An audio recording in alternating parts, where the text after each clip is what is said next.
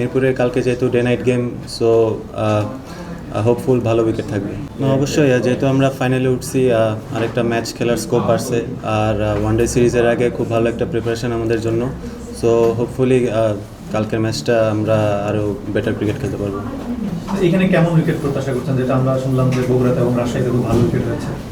বগুড়া রাজশাহী তো ন্যাচারালি খুব ভালো উইকেট থাকে, আর মিরপুরের কালকে যেহেতু day night game, so hopeful ভালো উইকেট থাকবে।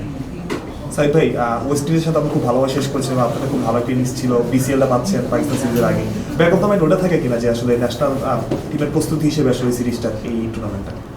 না, আসলে একটা সিরিজের আগে যদি ম্যাচ প্র্যাকটিসটা থাকে অবশ্যই খুবই ভালো একটা ব্যাটসম্যান হিসাবে।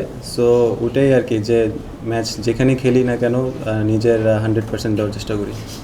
সাইফ, এই বছর 22টার মতো ওয়ানডে, অন্যান্য টুর্নামেন্ট বাদ দেয়, যেহেতু বছরটাই ওয়ানডে, কীভাবে চিন্তা করতেছেন, মানে কীভাবে মানে প্ল্যান করবেন যে বছরটা যেহেতু শুরু হচ্ছে পাকিস্তান সিরিজ দিয়ে? না, অবশ্যই লাস্ট এক বছর যদি বলেন, 1-1.5 বছর ওইরকম ওয়ানডে খেলার স্কোপ পাই নাই, কিছু ওয়ানডেজ আমরা পাইছি, তাও টি20-র মাঝখানে।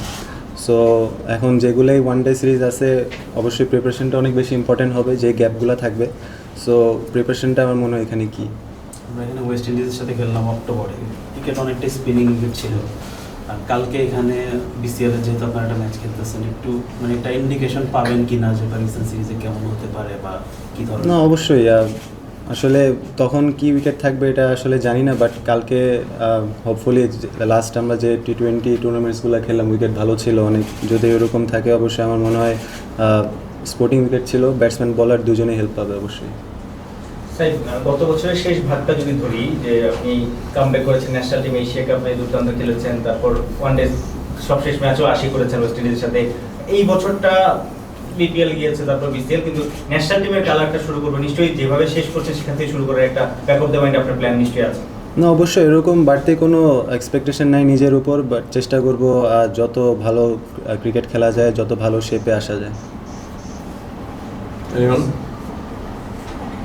ভাই, একটা প্রশ্ন দল বিশ্বকাপ আমরা খেলতে পারি না আসলে, দলের সবাই একটু মন খারাপ ছিল হয়তো, বাট আপনার কি মনে হয় সময় সাথে কাটিয়ে উঠেছে প্লেয়াররা এবং নতুন একটা পজিশনে নামবে আসলে? দেখেন, back of the mind, deep in the heart, সবাই আসলে মন খারাপ করছে, এখানে অস্বীকার করার কিছু নেই। বাট আমার মনে হয় as a professional cricket player আমাদের আসলে মুভ অন করাটা খুবই জরুরি। সামনে যেহেতু আমরা ওয়ানডে খেলাতে ঢুকে যাচ্ছি, সামনে ওয়ানডে ওয়ার্ল্ড কাপ আছে, এটার জন্য আমরা যত তাড়াতাড়ি প্রিপেয়ার হতে পারি তত ভালো। Thank you.